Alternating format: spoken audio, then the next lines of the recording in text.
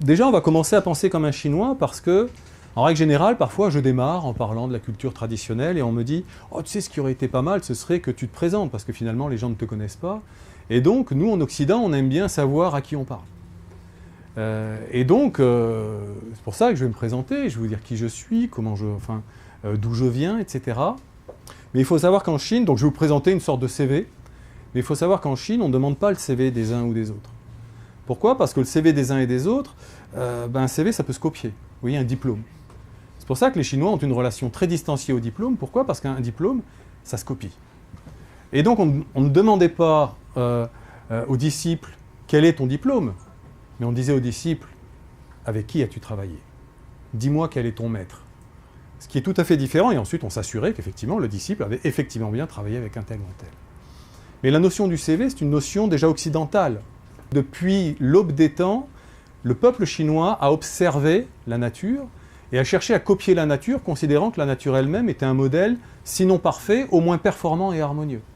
Et donc cette culture, et vous allez le voir, de l'observation, et donc quelque part du copiage dans le bon sens du terme, ils l'ont dans leur ADN aujourd'hui parce que depuis tout petit, on leur apprend à copier leur environnement pour obtenir finalement et en retirer les meilleurs enseignements et les meilleures effectivement leçons. Et donc, pourquoi copier la nature et pourquoi ne pas copier ce qui se fait de mieux finalement dans le modèle socio-économique ? Donc il y a des diplômes qui existent, copions les diplômes. Il y a un certain nombre de produits qui existent sur le marché, copions les produits et les services. C'est dans leur nature. Et je vais vous expliquer tout à l'heure, j'espère pourquoi. Donc également vous dire que prenons conscience que dans un CV, dans notre vision un peu rationaliste des choses, on a l'impression qu'un CV résume tout. Or, je vous invite à réfléchir à l'idée selon laquelle un CV ne contient pas le plus important de l'homme. Et j'aime à dire par résumé que le plus important chez chacun d'entre nous, c'est ce qui ne pourra jamais s'écrire. Et quand on recrute quelqu'un, on le recrute sur quelque chose qui est écrit, alors même que ce qui fait la valeur de chacun d'entre nous ne pourra jamais être écrit. Un exemple, si parmi nous et dans les équipes qui sont les vôtres, puisque je sais que vous êtes des dirigeants, pour beaucoup d'entre vous, par exemple, si quelqu'un est charismatique, il ne va pas mettre sur son CV « charismatique ». Si quelqu'un est leader, a une capacité finalement d'entraîner le collectif derrière lui, il ne va pas mettre « leader ». Or, quand on recrute, quand on fait un recrutement, déjà il y a un certain nombre de dossiers qu'on met de côté parce qu'on ne rentre pas dans les cases. Et donc c'est tout à fait important de dire que la carte n'est pas le territoire et que chacun d'entre nous, non seulement on est beaucoup plus riche que ce que le CV évoque ou traduit, mais que plus important encore, la véritable valeur des candidats et de chacun d'entre nous sera toujours dans ce qui ne sera pas écrit, vous savez, sur le fil plutôt que sur les deux faces du CV. Maintenant que je vous ai dit ça, je peux vous parler de mon CV.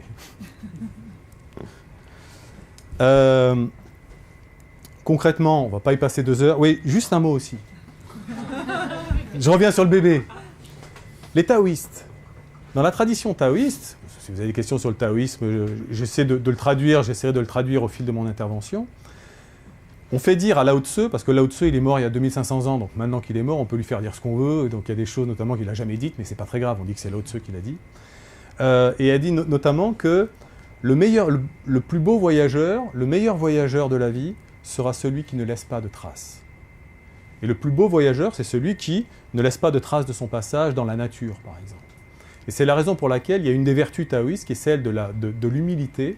Et la plus grande humilité, c'est celle pour tous ces auteurs taoïstes qui ont écrit des choses absolument merveilleuses, de ne jamais avoir laissé leur nom. Et donc, un auteur taoïste, c'est d'abord un auteur anonyme, puisqu'il tire fierté du fait qu'il a su développer la compétence de l'humilité pour ne pas développer finalement ce jeu de l'ego qui ferait que je laisserais un nom finalement à la postérité. Donc, un auteur taoïste, c'est celui qui ne laisse pas de nom. Bon, malgré tout, on a tous un nom, et donc il faut quand même en passer par là, et donc je vais commencer. Ceci étant dit, à vous dire ce que j'ai à vous dire.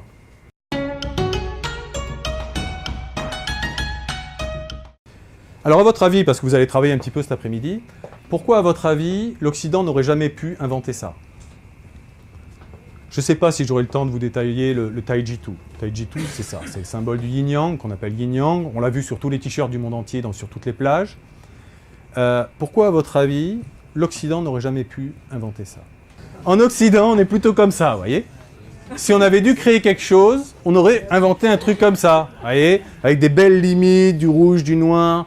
On est plutôt, voilà, soit tu es avec moi, soit tu es contre moi, les cow-boys, les Indiens, les concurrents et moi. Vous voyez, on aime bien ça, la confrontation. Le yang contre le yang. Donc on aime bien la classification, mettre les gens dans les cases, absolument. Et on aime bien les jeux de dualité. D'accord ? Soit tu es avec moi, soit tu es contre moi. Là, les Chinois ont du mal à comprendre ça. Alors, étant donné qu'on est quand même adulte, on met un peu d'eau dans notre vin. Alors on dit, ouais, allez, on n'est ni noir ni blanc, on est comment ? On est un peu gris, vous voyez, on est entre les deux. Alors là, on commence à faire des compromis qui parfois se transforment en compromission, mais c'est pas très grave. On essaye d'aller vers l'autre. Bon, chacun fait une partie du chemin. Ça donne quelque chose comme ça. Alors vous pourriez me dire, non, il exagère, il caricature, etc. Mais on aime bien imposer les choses comme ça. Alors je vous ai trouvé un exemple. Si vous dites que je mens, je vous sors ça. Alors vous ne le voyez pas, mais c'est bleu, blanc, rouge. Et je vous invite à vous interroger.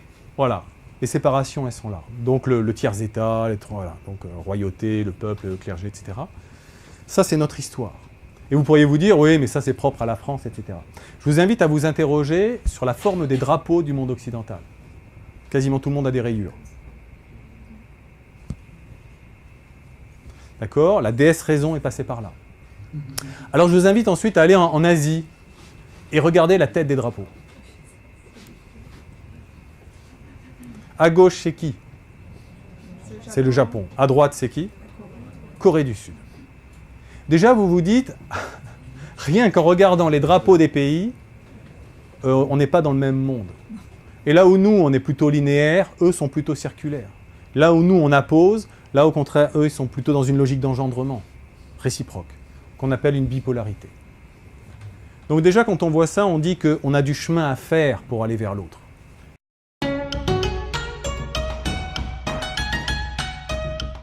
Autre principe, donc tout est global, tout est symbole, tout est polysémique avec plein de sens. Un principe essentiel également, tout doit circuler. Alors pour vous faire rigoler, j'ai pris un exemple amusant. Notamment ce qui est très important pour les Chinois, c'est que tout circule tout le temps. Le flux, le mouvement. Pourquoi ? Parce que dès que ça ne circule plus, c'est un peu comme un marécage. C'est comme si une rivière se tarit. Et à ce moment-là, ça devient un marécage, c'est stagnant. Et à ce moment-là, vous avez des moustiques, vous avez ce genre de choses. Et vous avez une maladie ou une crise à la clé. Étant donné qu'ils n'aiment pas les crises. Et l'équilibre, l'harmonie, provient de la circulation des choses, des gens, des flux, des informations, de tout ce qui peut bouger. Et chaque fois qu'on peut bouger, on bouge. L'exemple. Même la circulation. Quand je vous ai dit que ce qui vous apparaissait comme évident ne l'est pas tant que ça, vous, au feu rouge, qu'est-ce que vous faites ? Vous arrêtez. Ben non, il ne faut pas s'arrêter au feu rouge. Tu confirmes ? Je confirme. Donc, Ils s'arrêtent pas, eux. Alors, je suis allé chercher sur Internet les recommandations du bon comportement du bon conducteur en Chine. D'accord ? Parce qu'on pourrait se dire, c'est normal de s'arrêter au feu rouge. Non, je vous explique. Laissez le passage à ceux qui enfreignent les règles pour éviter des accidents ou fluidifier la circulation. Donc s'il y a un chauffard, surtout vous le laissez passer. C'est important ça. Et là, ça circule. Si le véhicule qui est derrière vous signifie qu'il veut doubler en klaxonnant, on en a pas mal à Toulouse, des comme ça, le code de la route dit que vous devez obtempérer et lui céder le passage. Vite, vite, vite, il est pressé, donc c'est lui qui est prioritaire, celui qui klaxonne comme un fou en roulant derrière. Si un véhicule vient en sens inverse, c'est intéressant ça, enfin on ne sait jamais, si vous allez en Chine, on ne veut pas vous perdre quand même. Pour doubler ou tourner, même s'il n'est plus du bon côté de sa voie, il faut lui céder le passage, même s'il est en face, vous voyez, voilà, il est en face, il arrive vers vous, vous poussez. Déjà, bon, c'est assez logique, mais là, en plus, le code de la route vous y invite. Même si cela vous oblige à vous arrêter ou à vous déporter sur la droite. Ensuite, encore plus fort, si vous devez tourner à droite, gardez la file de droite, et même quand le feu tricolore est rouge, vous pouvez passer. Ah ouais, c'est bon à savoir, ça, quand même. Et alors, on finit par le pompon. Il est très courant que, bien que le feu soit rouge, voitures, camionnettes, camions, vélos et piétons continuent de passer. On m'a raconté l'histoire, que je ne suis pas allé vérifier sur place, selon laquelle, si vous êtes au feu rouge et qu'il n'y a pas de voiture que vous pourriez passer, d'accord, ben vous pouvez être verbalisé. Si vous êtes au feu rouge, vous attendez que le feu passe au vert, mais s'il n'y a pas de voiture et que vous ne passez pas, PV. Ça veut dire quoi? Ça veut dire que le plus important pour eux, c'est la circulation. Et l'harmonie qui est le mot-clé de votre journée, s'installe lorsqu'il y a circulation de l'énergie, du flux, des marchandises, des informations, etc.